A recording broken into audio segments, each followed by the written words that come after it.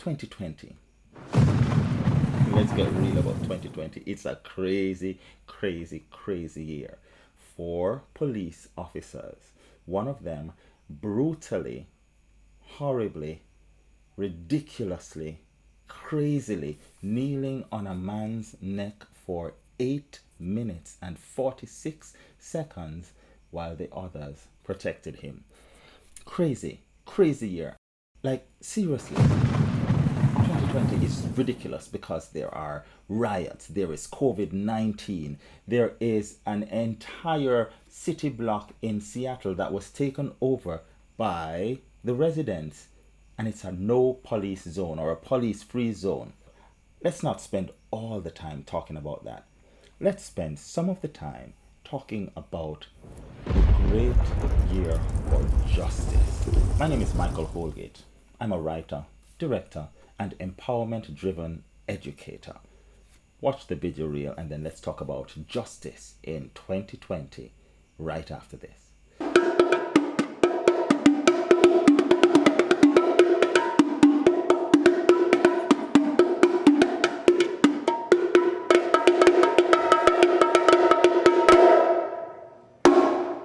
2020 is a crazy year. We know that, but it's also a great year for justice. And here's why. I'm going to give you five reasons, why it is this way.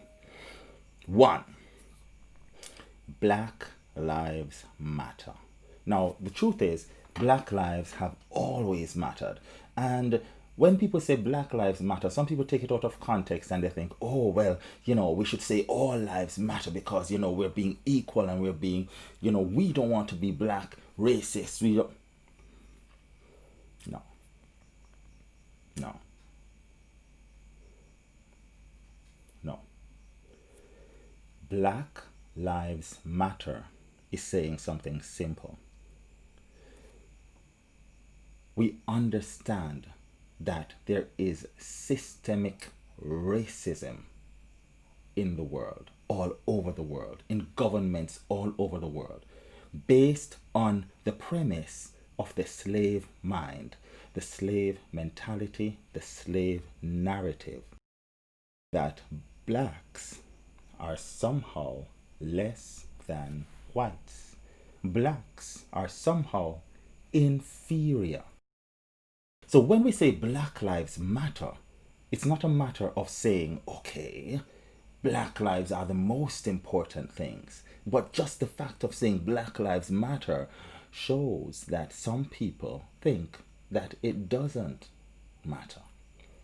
So we, in this moment, in this time, have come to a space where a movement has come forward that says Black Lives Matter.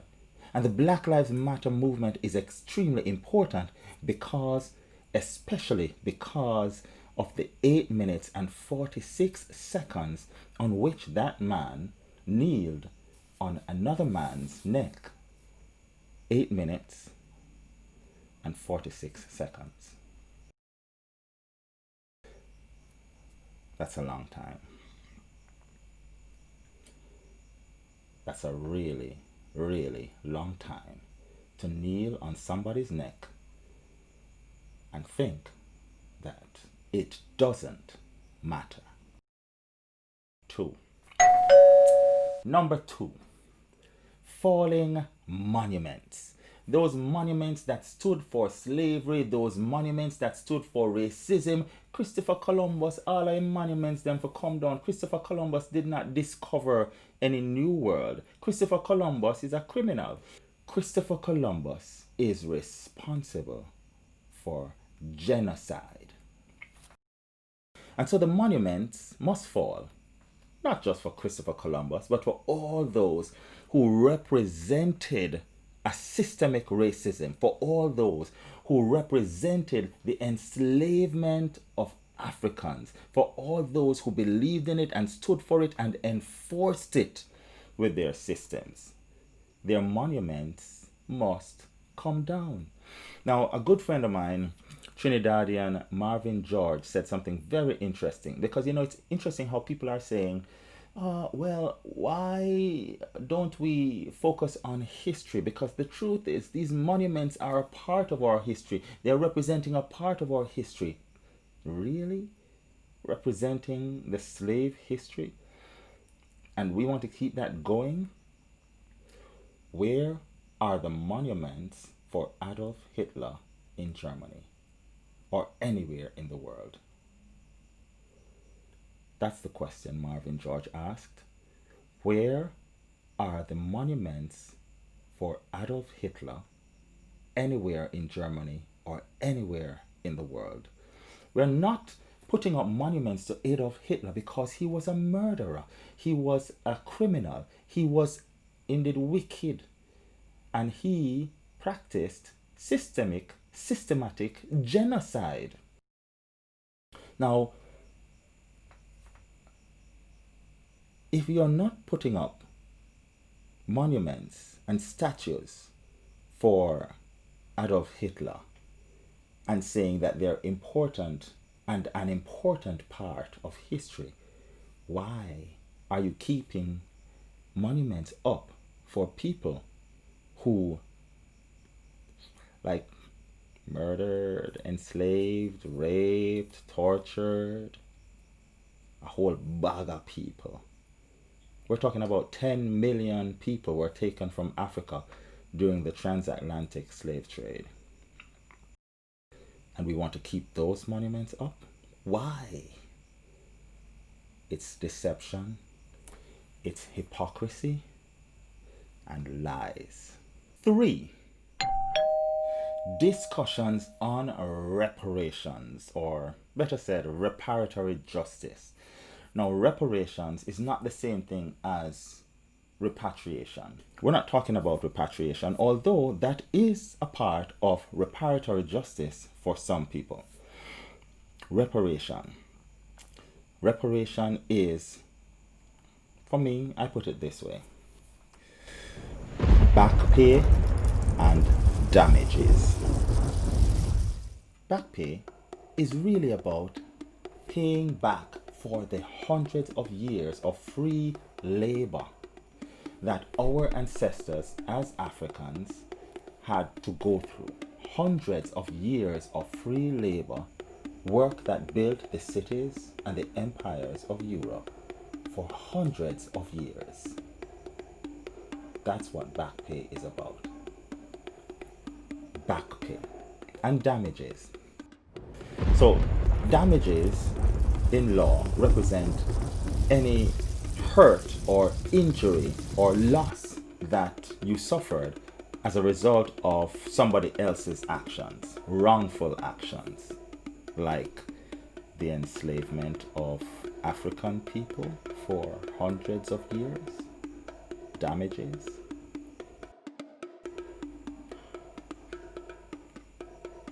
Damages. A lot of damage was done. So that's why I say reparation is back pay and damages. Now, I've simplified it just for a sense of understanding what needs to be done and why. But how it happens is a matter of discussion, debate, working it through, and understanding that it must be done because justice must be done for all parties to grow and to move forward to a better humanity. 4. Apologies.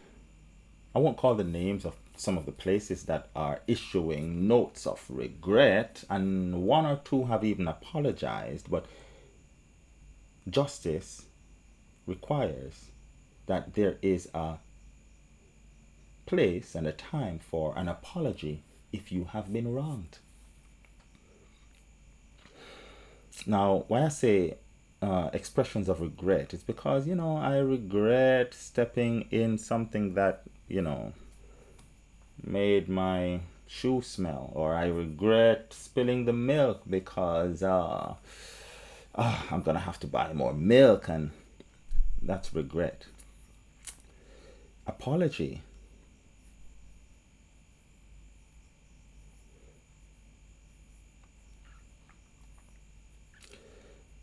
An apology is like saying, I am sorry. I apologize.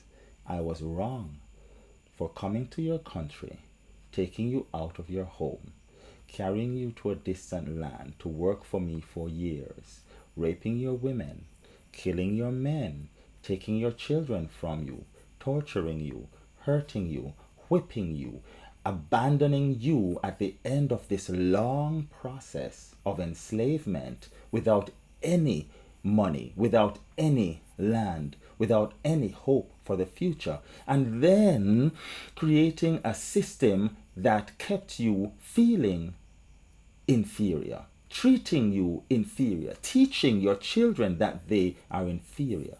I am sorry. I apologize. I was wrong.